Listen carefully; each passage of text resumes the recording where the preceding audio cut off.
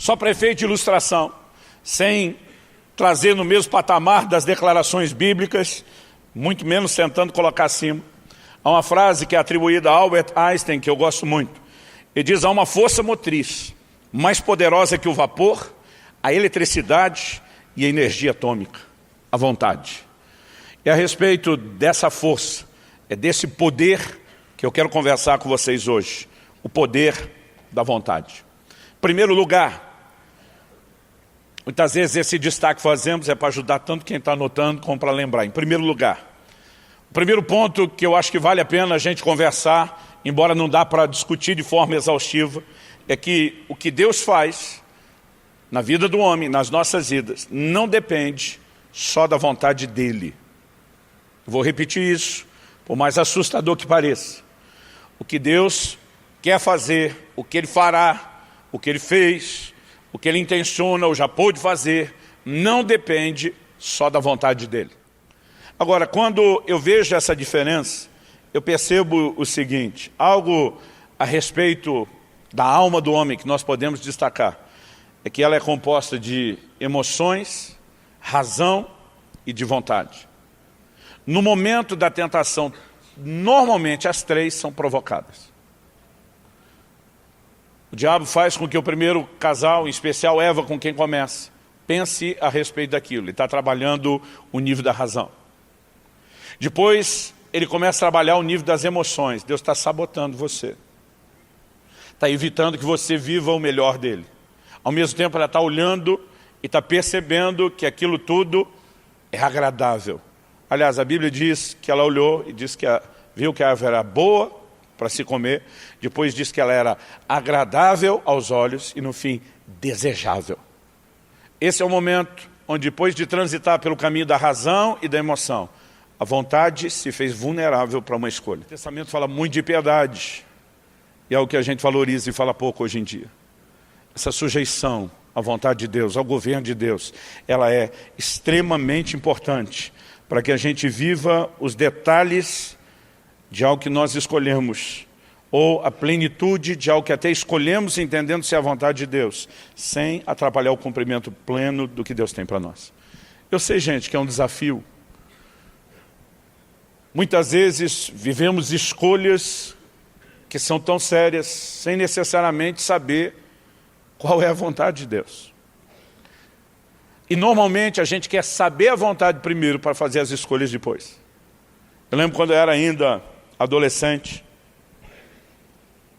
eu vi um pastor pregando e disse assim: gente, não seria bem mais fácil para cada um de nós se tivesse um livro com todo o propósito de Deus escrito para nós?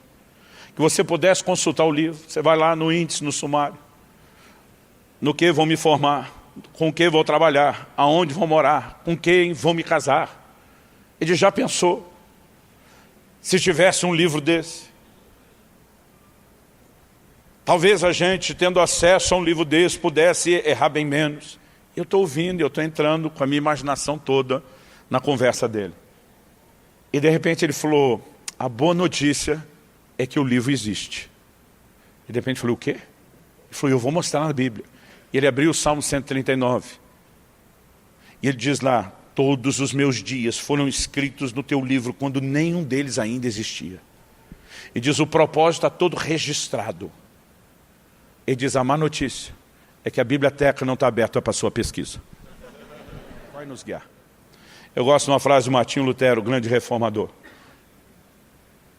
Ele diz: posso não conhecer os caminhos pelo qual ele me conduz, mas conheço bem o meu guia. Ele é digno de confiança. Então o que eu e você podemos fazer é continuamente viver uma vida de oração, dia após dia. Venha o teu reino, seja feita a tua vontade. Jesus nos ensinou a orar dessa forma todo dia. A oração é diária. Não é para repetir do jeito que ele falou necessariamente, mas ali temos um modelo. O pão nosso de cada dia nos dê hoje. E amanhã você ora de novo. Depois de amanhã você ora outra vez. Depois de amanhã outra vez. Agora, cada elemento dessa oração é diário, não é só o pedido do pão. Clamar o cumprimento da vontade de Deus, o governo de Deus, é algo que eu e você precisamos buscar em oração. E acreditar que mesmo quando ele não traz a sinalização do plano todo, ele vai nos conduzindo etapa após etapa. E quando ele não diz o que é, o fato de eu e você clamarmos e desejarmos o que Ele tem, o autoriza a legalmente interferir na minha e na sua vida, sem quebrar o princípio que Ele mesmo estabeleceu. Para todo mundo, a última coisa que você na minha vida é pastor. O que eu queria era ser um evangelista. O que eu queria era fazer cruzada. O que eu queria era aquela parte do ministério que eu achava que era assim a grande aventura. Porque eu pensava lidar com gente com problema todo dia, não é legal, não é legal. Legal é desbravar, fazer acontecer. Depois que ganhou aquela turma toda, diz, Deus abençoe vocês, alguém cuide de vocês, tem compromisso com ninguém, fui. Irmão, o que esperar da maturidade de um garoto de 15 anos? E eu achava que conhecia bem o que era igreja de pastorado, porque apesar de não ter estado lá, sou filho de pastor. Então eu dizia, não quero. Quando Deus começou a falar comigo a respeito do ministério de ensino, piorou. Porque o que eu conhecia do ensino eram as aulas de escola bíblica dominical que a gente tinha naquela época. E a maioria delas era muito chata. E eu pensava, esse negócio de ficar falando, de dando detalhe, de botando informação na cabeça dos outros, não tem muito proveito, não tem muito propósito, eu não queria. Então os meus dois chamados, o principal que é de ensino e o secundário que é o pastoral, eu não queria. E o que eu queria não me foi dado. Em algum momento, você tem que escolher a vontade de Deus. E a capacidade de abrir mão de escolher aquilo que é seu, entendendo que Ele sabe a melhor escolha, pode te ajudar em muito. Eu lembro de uma ocasião, Israel, meu filho, era ainda bem garoto, eu estava tentando ajudá-lo a entender o poder da vontade, a importância das escolhas na vida. Eu falei, olha filho, tem duas situações aqui. Essa vai acontecer se você escolher isso, e tem esse desdobramento. Essa aqui, se você decidir, talvez a grande probabilidade é que a coisa aconteça dessa forma. Essa decisão provavelmente leva para esse lugar, essa para esse. Nenhum dos dois está errado, os dois cabem no plano geral. E você vai ter que tomar uma decisão. Eu não vou escolher por você. Eu preciso te treinar a fazer suas escolhas. Deus faz isso conosco. Deus já me deixou fazer escolhas. Em momentos que eu fiz escolhas erradas, inclusive, só para me ensinar. E naquele momento, quando eu falei isso para o meu filho, ele pensou, ele olhou para mim e falou, pai, o que você quer que eu queira? Eu achei engraçado, nunca tinha ouvido isso. Eu falei, não, o pai quer que você queira, faz a sua escolha. Ele falou, eu sei, mas o que você quer que eu queira? Como assim? Ele falou, pai, o senhor é mais maduro, é mais experiente. Provavelmente você já fez uma escolha das opções que o senhor me deu. O que você gostaria que eu escolhesse? Eu falei, filho, eu estou te ensinando a escolher. Ele falou, pai, o senhor tem que me ensinar a responsabilidade de escolher e a confiar em quem pode dirigir a gente na escolha.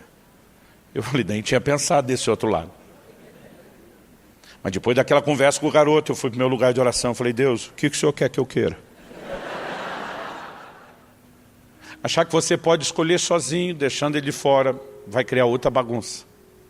E muitas vezes as pessoas estão fazendo escolhas erradas e acreditando que Deus tem a obrigação de ficar consertando quando não houve nenhuma rendição e nenhuma disposição de ouvi-lo.